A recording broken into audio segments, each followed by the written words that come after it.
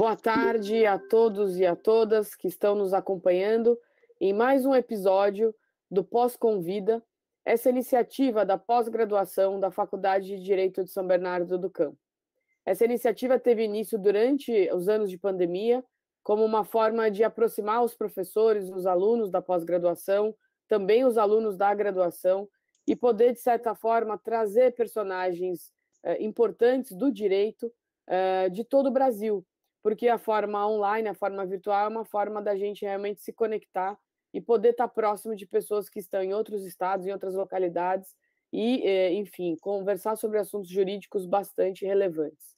Hoje, nós temos aqui como professora da casa, que coordena os bate-papos, a professora Priscila Simonato, que é a nossa querida professora titular aqui da faculdade, coordenadora da pós, auxiliando aqui a professora Ivani na coordenação da pós-direito previdenciário, e uma professora muito parceira, colaboradora da pós-direito do trabalho e de outras atividades aqui da pós-graduação. A professora Priscila é uma amiga, uma pessoa que admiro muitíssimo, agradeço muitíssimo a sua colaboração e parceria conosco, e a professora Priscila teve aqui a possibilidade e a ideia genial de convidar um personagem do direito, que para nós é uma honra imensa ter aqui, que é o professor Marcelo Bórcio.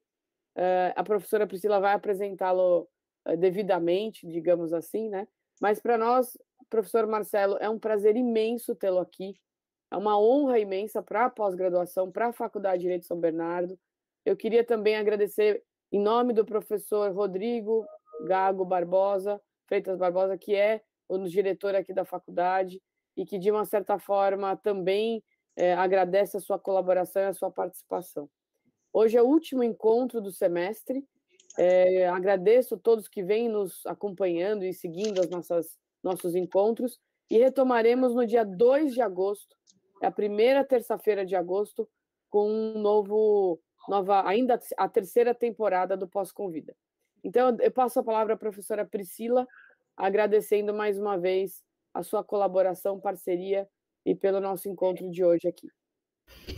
Boa tarde a todas as pessoas aqui presentes. Antes de mais nada, agradeço mais uma vez a professora Thaís Cavalcante por esse espaço, por essa ideia do nosso Pós-Convida, que tem sido um sucesso, já estamos na terceira temporada, então te parabenizo por toda a condução da nossa pós-graduação, que tem sido cada vez mais sucesso. Então, parabéns, e agradeço desde já o aceite gentilmente do convite, né, formulado ao professor Marcelo Bórcio, no encontro que nós tivemos em Brasília, e gentilmente ele disse sim quando eu o convidei, muito embora ele esteja com uma agenda muito cheia, viu, professora Thaís, porque ele tem feito um trabalho brilhante no CRPS, no Conselho de Recursos da Previdência Social. Até conversávamos aqui que o professor Marcelo Bórcio faz a diferença à frente do CRPS. Então, agradeço imensamente, professor Marcelo, a sua presença aqui, e farei, ainda que brevemente, a apresentação do seu currículo, e já adianto que, de forma resumida, uma vez que o currículo do professor Marcelo Bórcio é muito extenso. O professor Marcelo Bórcio é pós-doutor em Direito da Seguridade Social e professor visitante da Universidade Complutense de Madrid. Também é pós-doutor em Direito Previdenciário e professor visitante na Universidade de Milão. É doutor e mestre em Direito Previdenciário pela PUC São Paulo. Professor titular da Universidade do Distrito Federal no curso de mestrado em Direito das Relações Sociais e Trabalhistas. Editor. Delegado de Polícia Federal aposentado e ex-integrante da Força Tarefa Previdenciária. Ex-assessor do presidente do INSS. Ele é integrante do Comitê de Avaliação do CAPES, da área do Direito, estrito sensu, e hoje está à frente enquanto presidente do Conselho de Recursos da Previdência Social. E o tema que nós vamos bater um papo hoje é acerca das estratégias de desjudicialização da Previdência e o papel do CRPS. Então, professor, mais uma vez agradeço o convite e está com a palavra. Muito obrigado, professora Priscila Simonato de Migueli, querida doutrinadora, professora de Direito Previdenciário, de Trabalho. Muita honra estar aqui com todos vocês. Professora Thaís Cavalcante, coordenadora das pós-graduações, Direito da Faculdade de Direito de São Bernardo do Campo, Camila Cristina da Cruz aqui conosco também, muito prazer estar com todos vocês. Eu gostaria de dizer que já tive a feliz oportunidade e a honra de ser professor convidado da Faculdade de Direito de São Bernardo do Campo. Puxa vida, vamos dizer assim, 2004, 2005, ministrei várias aulas na pós-graduação de Direito Previdenciário, coordenada pela Adriane Bramante e a doutora, nossa grande amiga e confreira do nosso Academia Brasileira de Direito da Seguridade Social, o doutor Ivani Conte Bramante. Então, estamos aqui em família, não é verdade? Me sinto assim e tenho certeza que vocês também.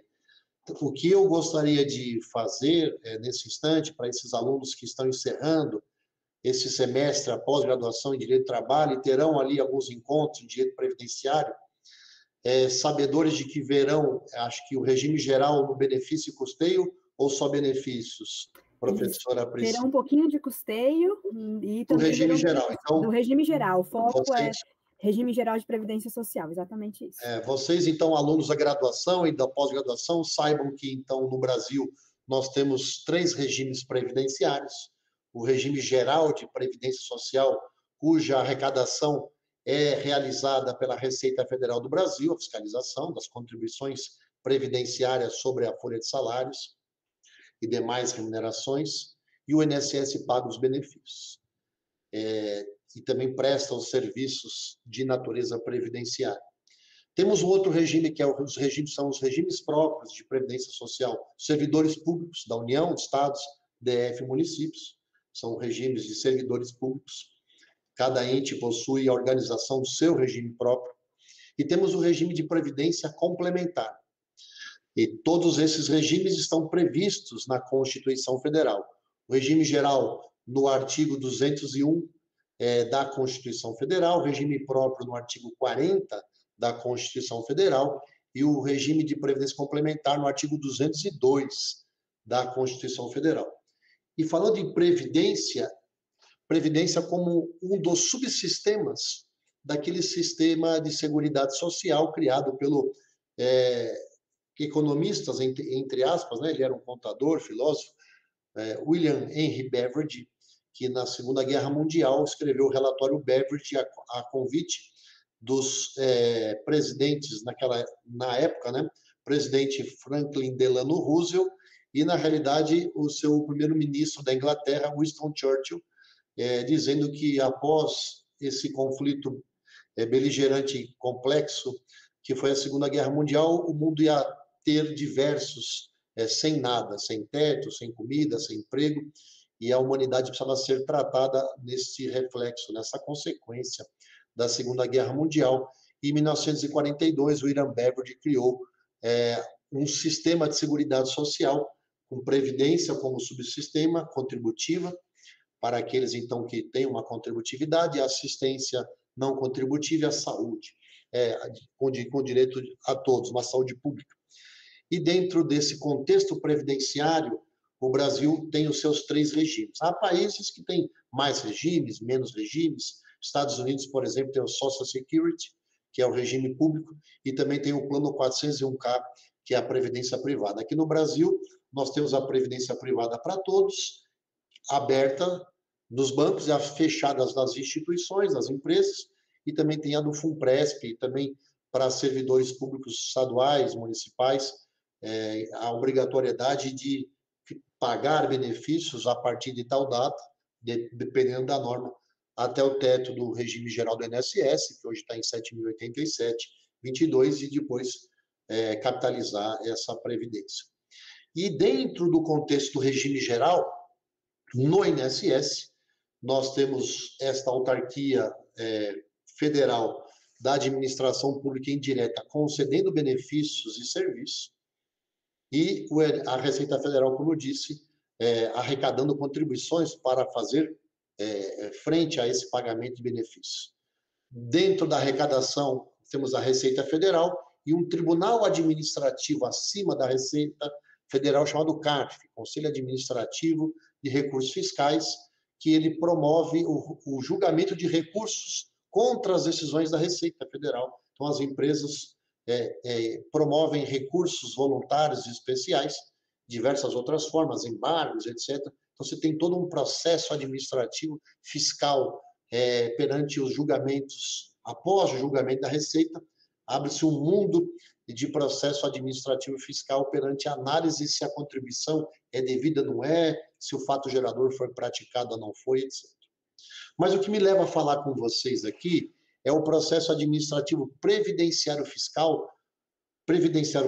dos benefícios.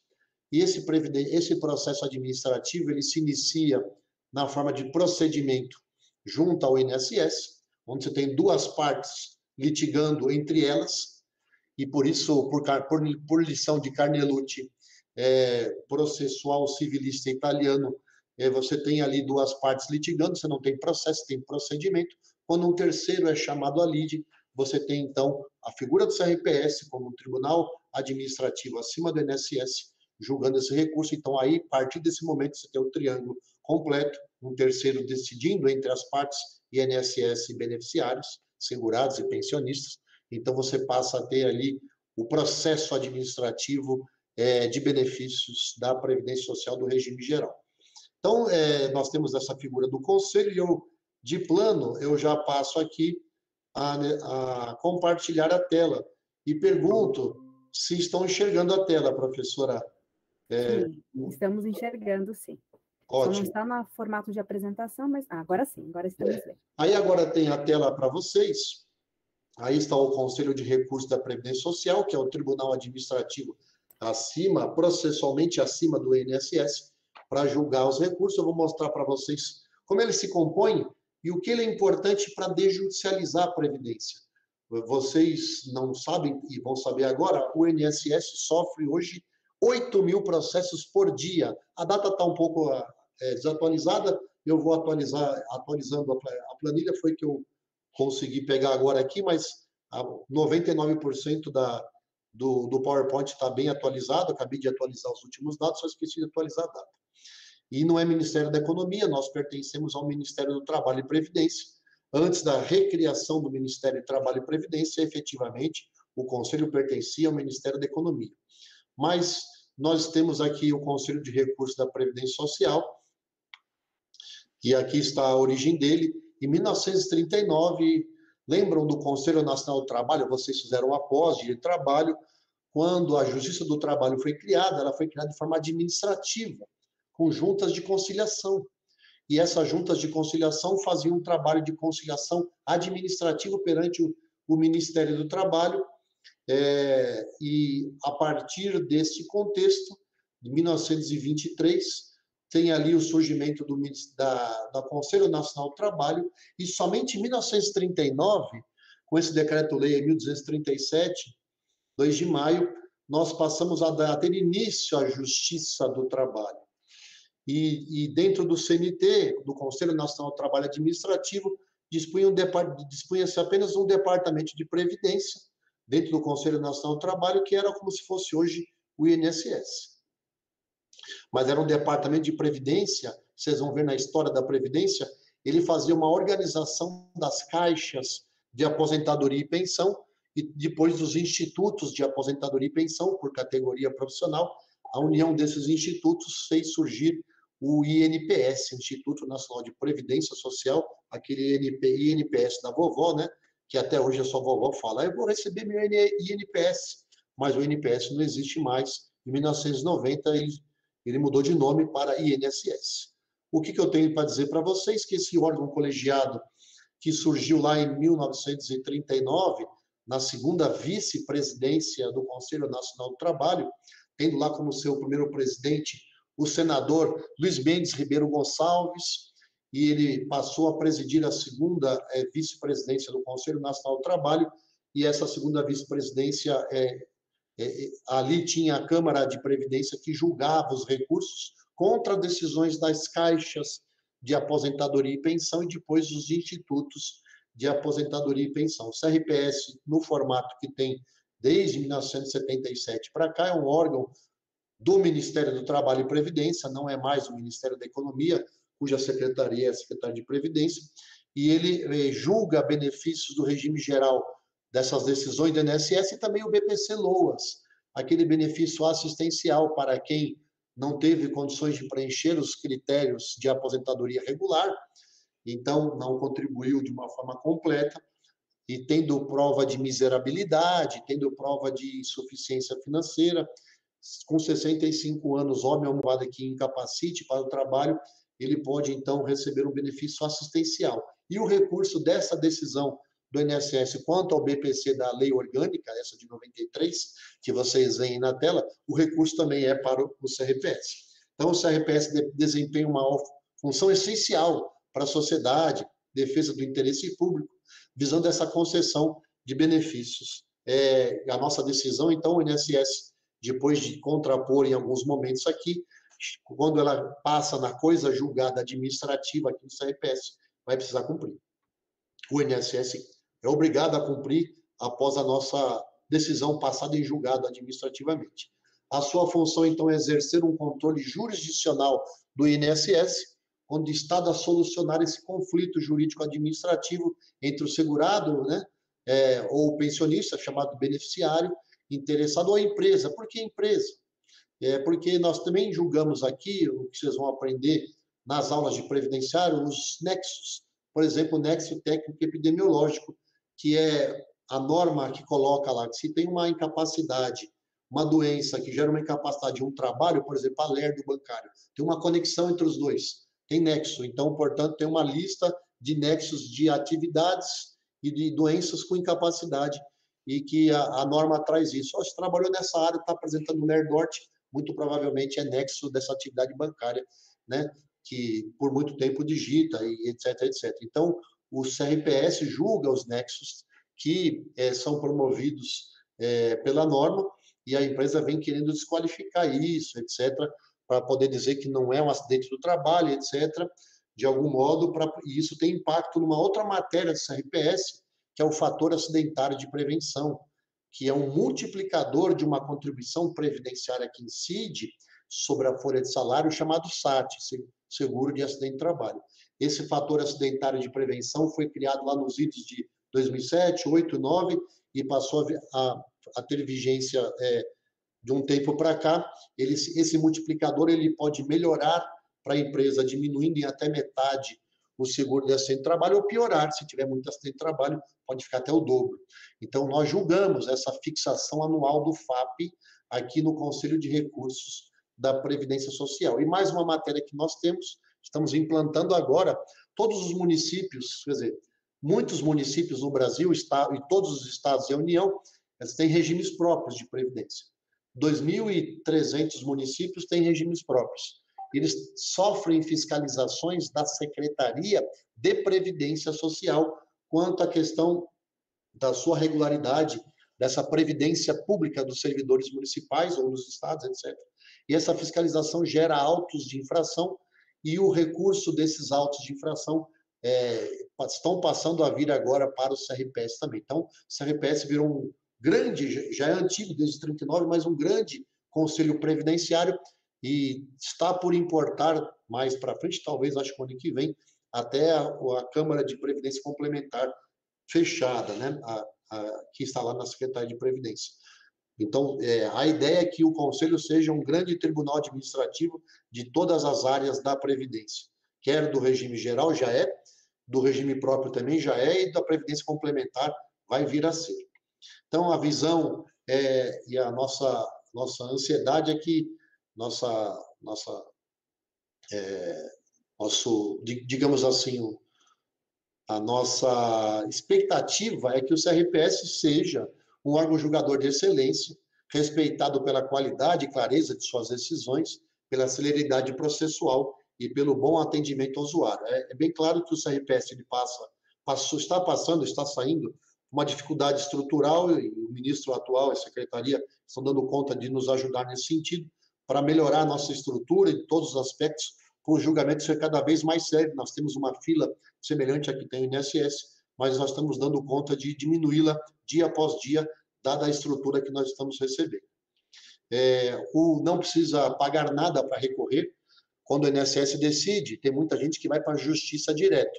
mas experimentar a jurisdição administrativa é interessante, o CRPS, porque daqui não paga nada. É óbvio que no juizado também, juizado especial federal, você não tem o ônus, né, de uma sucumbência, salvo se você recorrer para as turmas recursais, mas aqui no Conselho, em qualquer instância, na Junta, na Câmara ou no Pleno, é gratuito recorrer para o Conselho. Baixo custo operacional para o Estado. Nós temos aí um custo de R$40, R$50 por processo, enquanto custa para a União um processo judicial R$3.800. Então, veja que interessante, com o movimento de desjudicializar essas 8.000 ações por dia contra o INSS, investir no Conselho para que, se o direito é bom e possível de ser conseguido, administrativamente ele pode ser conquistado aqui no CRPS, a depender da matéria, da condição, e o custo é muito baixo para a União, em detrimento e sob análise de quanto custa um processo judicial para a União. É óbvio que Poder Judiciário, mas custa R$3.800. Então, veja a diferença gritante, de 40, 50 para 3.800. O rito é mais sério, norteado pelos princípios da legalidade, a busca da verdade material como um princípio da administração pública, né? Nós temos aqui no gabinete um gabinete de diligências. A diligência era até então, antes da minha presidência, no início de 2019, era a cargo do INSS. O INSS, com poucos servidores, por vezes demorava para trazer as diligências que os nossos conselheiros precisavam. O que nós fizemos? Criamos aqui um gabinete de diligência com servidores do próprio INSS, nosso, e estamos criando uma figura moderna aí em relação às diligências, que vai ser o conselheiro diligenciador, e essa figura já existe um semelhante, mas não é um conselheiro. Essa figura faz com que o processo, quando vem vazio do INSS, consulta sistemas, vários dados, por vezes até entra em contato com a parte, exatamente para a busca da verdade material, está faltando tal documento, etc. E aí, com o processo completo, passa do conselheiro diligenciador para o julgador, e aí o processo pode ser pautado, relatado e julgado, né? Capilaridade, o CRPS está em todo o território nacional, tem juntas de recursos em todos os estados da federação. Utilizamos um processo eletrônico como forma de transparência, controle, celeridade, gestão, e antigamente, antes da minha vinda, os julgamentos eram presenciais nas juntas, como se fosse uma vara da justiça, mas para facilitar, acompanhamos a modernidade, com a pandemia inclusive, os processos são julgados como nós estamos aqui agora, no ambiente virtual por videoconferência, o que possibilita que as testemunhas sejam ouvidas em diversas partes, ou baixa diligência, enfim, o advogado não precisa ir até a sede da junta do Estado, a parte, se quiser assistir, pode estar em outra cidade, não precisa ter deslocamento, então isso facilitou demais o trabalho de todos. Quais são os fundamentos constitucionais do CRPS? Por que tem que ter um julgamento em que as turmas dentro das juntas ou as turmas dentro das câmaras precisam ter representatividade dos atores sociais? Quais são esses atores sociais? O artigo 10 fala que numa turma de julgamento tem que ter representante, e agora é concursado, indicado, mas concursado, faz prova, faz curso, dos trabalhadores, das confederações, federações e sindicatos. Os trabalhadores indicam, mas faz prova, faz curso.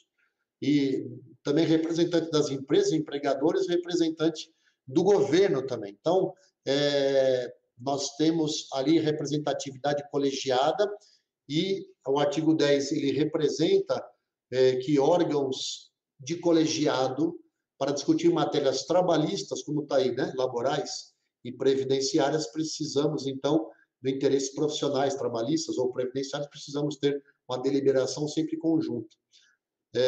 A Constituição reforça isso também no artigo 194, parágrafo 7º, dizendo que a gestão, olha aí embaixo, da Seguridade em conselhos deve ser quadripartite. E aqui no CRPS ainda falta nós criarmos a figura do conselheiro representante de aposentados. É um sonho que eu tenho. Um dia, quando tiver mais organizado o conselho, se Deus quiser, nós vamos implementar conselheiros também representantes dos aposentados, porque a gestão quadripartite, ela faz parte conselho que analisa questões previdenciárias, representando trabalhadores, empregadores e do governo, falta dos aposentados, se Deus quiser, teremos.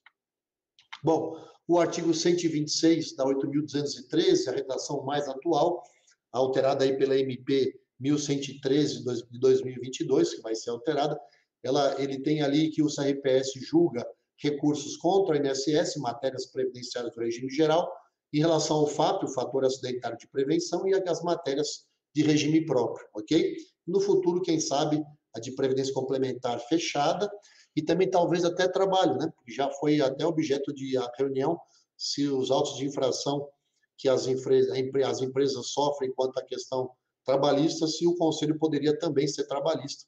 Mas isso ainda não temos tamanho ou estrutura para tal. Precisa ser mais organizado para que a gente possa também receber a matéria trabalhista como recurso de processo administrativo. Bom, aí eu concito a vocês abrir o 126 da 8.213 no como está agora, eu vou até pular, né, mas temos o decreto 3048, que também foi ajustado conforme o decreto 10.410 de 2020, reformulando algumas questões desses artigos 303 a 309. Mas sabe que decreto é esse? Então, vejam. No regime geral, esse que eu falei para vocês, nós temos duas leis principais, várias outras, mas duas principais. A 8.212, que regula as contribuições no custeio, e a 8.213, que regula os benefícios e serviços, chamados prestações. Essas duas leis são reguladas por esse decreto aí, vocês vão aprender, 3048 de 99. Esse decreto regulamenta tanto a lei de custeio quanto a lei de benefícios. E dentro dos artigos 303 e 309, nós temos lá, então, as regulamentações quanto ao Conselho de Recursos da Previdência Social. E abaixo desse decreto tem uma portaria do antigo Ministério do Desenvolvimento Social e Agrário, que está sendo modificada agora, já está finalizado o novo regimento interno. Nas próximas semanas a gente vai submeter a alguma análise lá da Conjur, Consultoria Jurídica do Ministério do Trabalho e Previdência. Se Deus quiser, em julho, eu ainda faço votos que seja em julho, no mais tardar em agosto, teremos um novo regimento interno, uma nova portaria, essa sim, do Ministério do Trabalho e Previdência, regulando todas as normas estáticas, como o Conselho se estrutura, quantas juntas, quantas câmaras, qual o papel da junta, da Câmara, o que é um recurso ordinário do INSS, que a gente se recorre no meu INSS, esse recurso ordinário vem aqui para a junta, e se não concorda com a decisão da junta, é possível, em quase todas as matérias, recorrer para a Câmara, que é a nossa segunda instância, e um pedido de uniformização de jurisprudência para o nosso Conselho Pleno. Eu vou mostrar a nossa estrutura. Aí está a norma dentro do decreto 3048 para presidir o CRPS, é nomeado por ministro, agora de Previdência e Trabalho, e tem que ter notório conhecimento da legislação previdenciária, tem algumas credenciais para isso, então estou aqui já há algum tempo, como eu disse, 2 anos e meio, mais 3 meses, à frente do CRPS, quase 3 anos. Bom, o Conselho está estruturado assim, 29 juntas de recurso, em praticamente todos os estados, e 15 composições adjuntas, que são ligadas às juntas. As juntas são divididas em turmas, de 3 integrantes, um de governo e um de trabalhador de empresa, mais o presidente ou vice-presidente substituto da junta, que preside aquele menor colegiado para a decisão dos processos. Tirando a matéria quando ela for estritamente médica, por exemplo, a sua tia, parente, etc., pediu um benefício do INSS de matéria de incapacidade, benefício de ordem médica, e foi indeferido pelo INSS. E aí você recorreu e veio para alguma das juntas. Aí a junta entende que também não é devido. Passou por um outro perito, ele verificou os documentos e falou, olha, não tem incapacidade, por hipótese. Quando é uma decisão de junta de matéria estritamente médica, não cabe recurso à Câmara, porque temos aí o que nós chamamos de regimento interno de matéria de alçada. Agora, se não é matéria estritamente médica, vai discutir uma questão de tempo de contribuição, de qualidade segurada, de carência, de período de graça, esses conceitos que vocês vão aprender após o recesso. Se a matéria do recurso ainda envolve matéria previdenciária, matéria de direito, aí nesses recursos de benefício por incapacidade, então, esse recurso vai para alguma das câmaras. E depois, se tiver divergência entre uma Câmara e outra, pedido de uniformização de jurisprudência ao Pleno, e se uma Câmara está decidindo contra um enunciado, nós temos 16 enunciados, como se fossem súmulas que vinculam só o Conselho, não ao INSS, se um conselheiro decide contrário ao enunciado, aí cabe o Instituto da Reclamação ao Conselho Pleno. As juntas, então, têm essas atribuições, julgar recursos ordinários, tanto de previdência quanto matéria do BPC-LOAS, e você tem um prazo, quando você é notificado da decisão do INSS, e até 30 dias para interpor um recurso perante o INSS, e ele chega para cá, é distribuído, tem um relator, ele vai analisar, vai fazer um relatório e vai submeter a pauta de julgamento. A admissibilidade desse pedido de uniformização de caso concreto é possível a junta fazer. Olha que bacana, vocês achavam que embargo de declaração é só no judiciário? Não. Tem embargo de declaração contra a obscuridade, contra a questão que envolva uma certa dicotomia em relação ao que escreveu explicitamente o conselheiro no seu acordo, todos os critérios para embargo de declaração do CPC também fazem obscuridade e qualquer outra forma de análise da admissibilidade dos embargos de declaração, também é possível embargar um acórdão aqui do CRPS, né? De decidir sobre a revisão de ofício dos seus acordos é possível também, e as câmaras de julgamento também têm questões semelhantes, só que elas analisam não recursos ordinários, mas recursos especiais, também promovem a admissibilidade do pedido de uniformização em relação ao caso concreto, julgam embargos e procedem à revisão de ofício de seus acordos. O Conselho Pleno, como eu disse, é como se fosse ali, entre aspas, uma terceira instância, não julga recurso, mas pedido de uniformização de jurisprudência e reclamação, que não tem natureza recursal, portanto, não seria, então, uma terceira instância. Seria um órgão pacificador de jurisprudências dentro do próprio Conselho em si, eles emitem os enunciados. O enunciado do Conselho é de situações abstratas, acaba virando a nossa súmula, que se chama enunciado, mas vincula só o Conselho, ou o acórdão do Conselho Pleno, para casos em concreto, se chama resoluções. E também pode julgar reclamação se a Câmara de Julgamento, por exemplo, decidiu conforme enunciado. Nós também temos que observar os pareceres vinculantes da consultoria jurídica do Ministério do Trabalho, assinado pelo ministro, desde que assinado pelo ministro, e súmulas vinculantes da AGU, desde que assinadas pelo presidente da República. Julga também embargos e também revisão de ofício. Bom, as juntas, elas têm essa representatividade, 2 de governo, 1 de representante de empresa, 1 de trabalhadores, e a nossa ideia é diminuir 1 de governo e ter, na realidade, 1 representante de empresa, 1 de trabalhadores, 1 de governo e 1 de aposentados. E aí, se der empate, o presidente da unidade julgadora desempata, tá? Como representante de governo. Aqui algumas localidades das nossas juntas de recursos e adjuntas.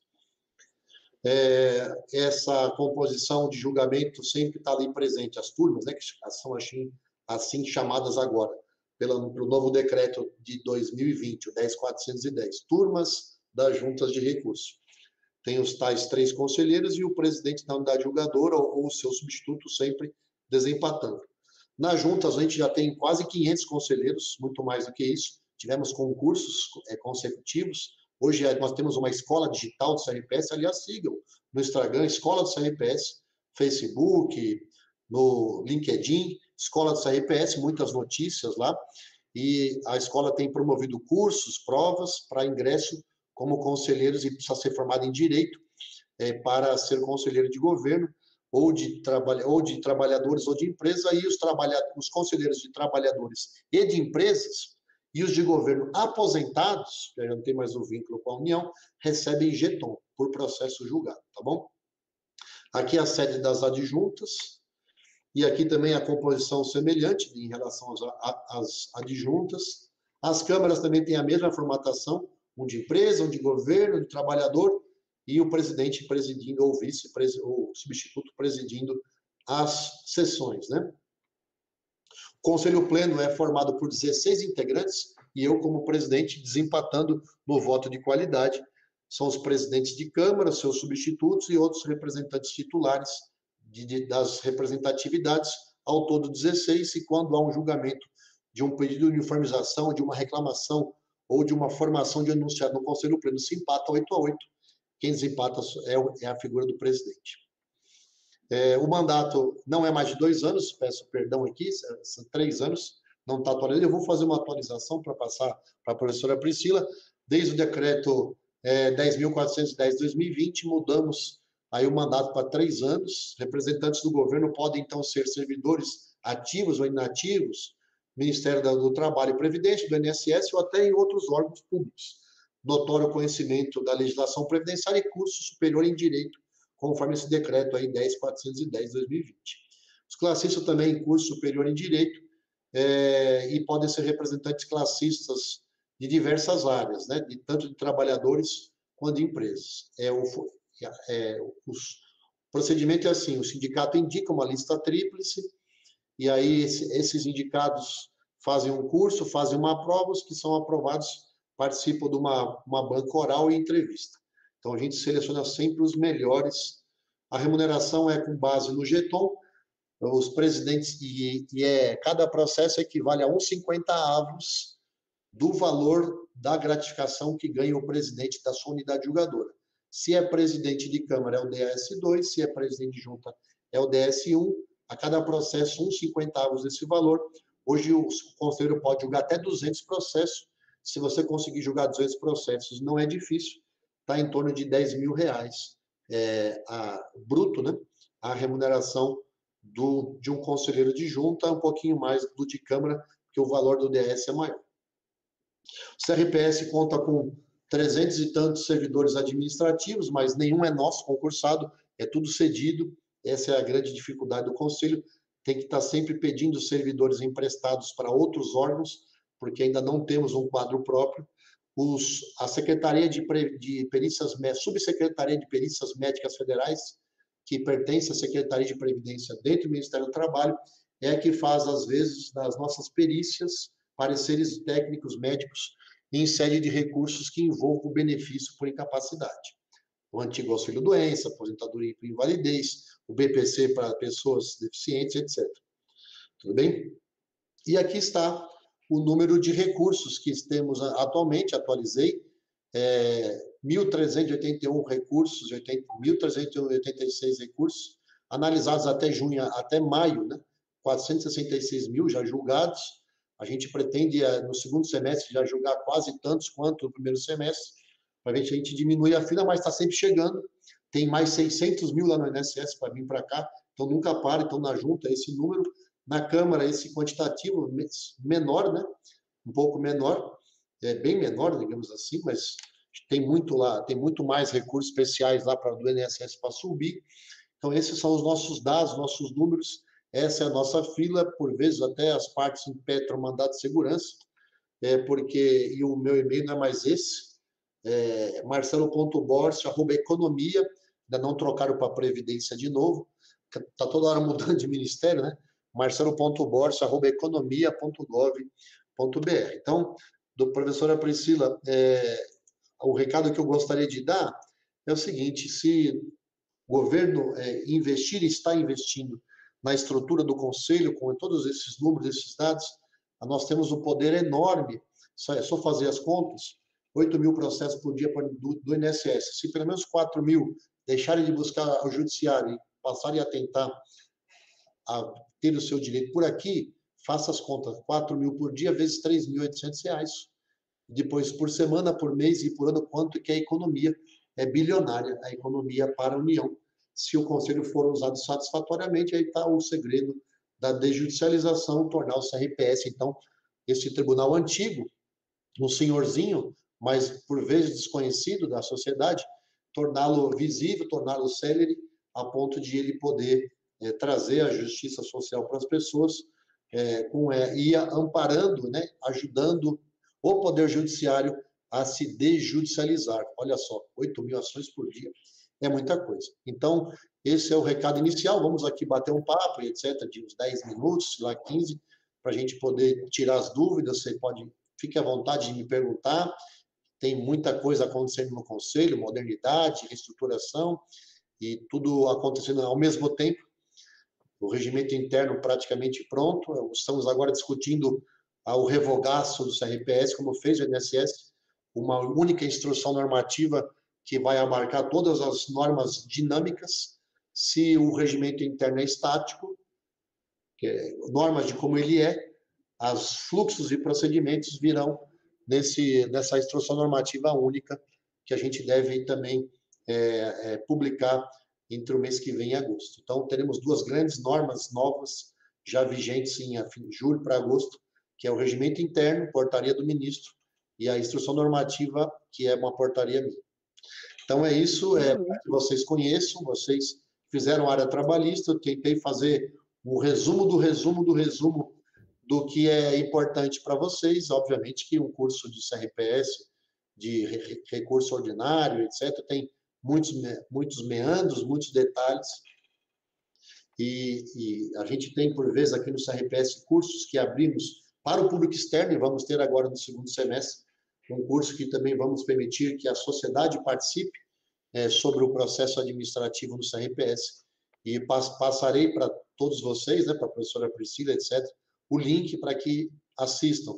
Mas acompanhando os nossos links das redes sociais, principalmente no Instagram, vocês verão ali as novidades, atualizações, e poderão, enfim, se inscrever nos cursos que nós abrimos para toda a sociedade. É isso, professora Priscila, sigo à disposição. Muito obrigada, professor Marcelo, pela excelente explanação aqui do funcionamento do CRPS.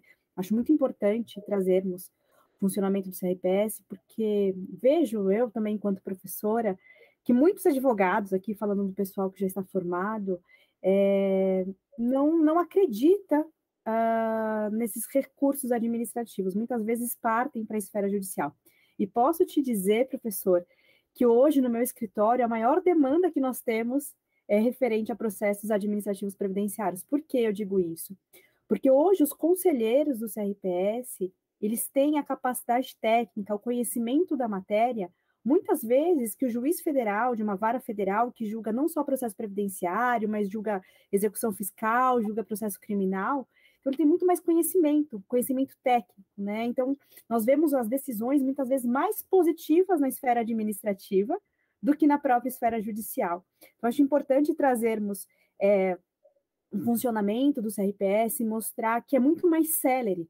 E quando nós falamos de benefícios previdenciários, o nosso segurado, ele não quer saber se vai ser pela esfera administrativa ou vai ser pela esfera judicial, ele quer saber quando o benefício vai ser pago. E nós vemos a celeridade hoje dentro do CRPS é muito maior do que dentro do próprio processo previdenciário. E aqui, né, falando, não podemos deixar de falar do bolso também, porque no CRPS nós não temos precatório, né, professor Marcelo Borges, nós não temos RPV, o pagamento é feito com o primeiro benefício, né? Então é muito mais rentável, né? E está em andamento um acordo meu com o ministro e o presidente do INSS de fazer o destaque dos honorários dos advogados no processo administrativo, desde lá do INSS aqui, se tiver o julgamento, já vai estar constando no sistema, e o INSS, quando for pagar o benefício, ele já vai fazer o destaque de honorários, mas dentro do sistema do Conselho vai ser possível fazer essa observação. Até porque estamos caminhando para ter a implantação automática.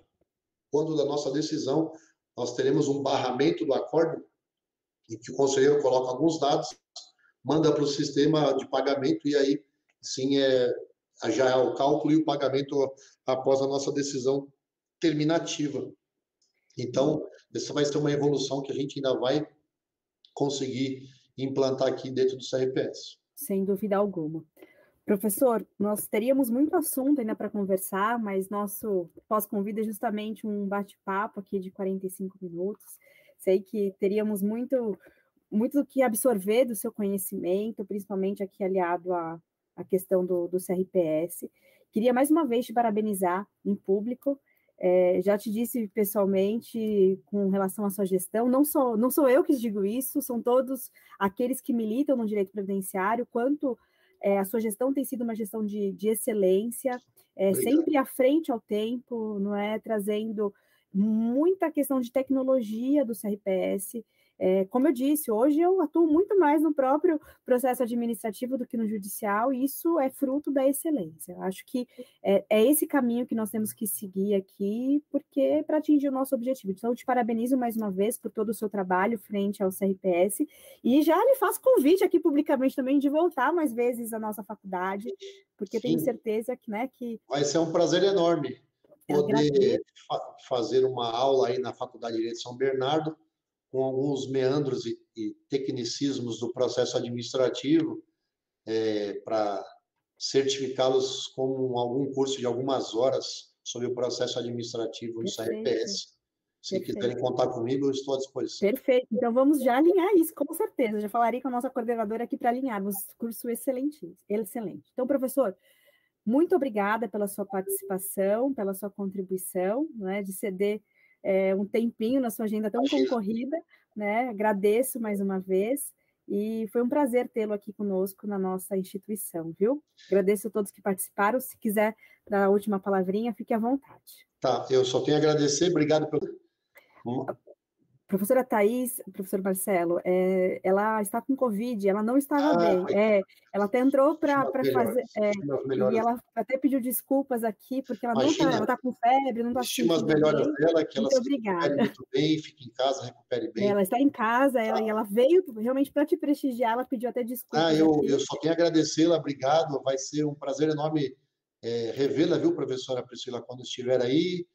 Também dar um abraço na professora Thaís, e muito obrigado a Camila Cristina da Cruz também, e dizer que o CRPS está de portas abertas, meu e-mail eu acabei de passar, é finaleconomia.gov.br, tiverem alguma dúvida, alguma sugestão, enfim, podem sempre contar comigo aqui na presença do CRPS para atender toda a sociedade da melhor forma possível. A gente está trabalhando, eu chego aqui 7 horas da manhã, saio sempre 8, 9 horas da noite, sempre muito trabalho para colocar o Conselho nos trilhos. Se Deus quiser, estamos conseguindo.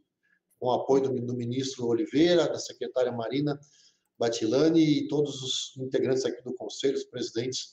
A gente está falando a mesma língua, a mesma música. Estou bem afinado com o presidente do INSS.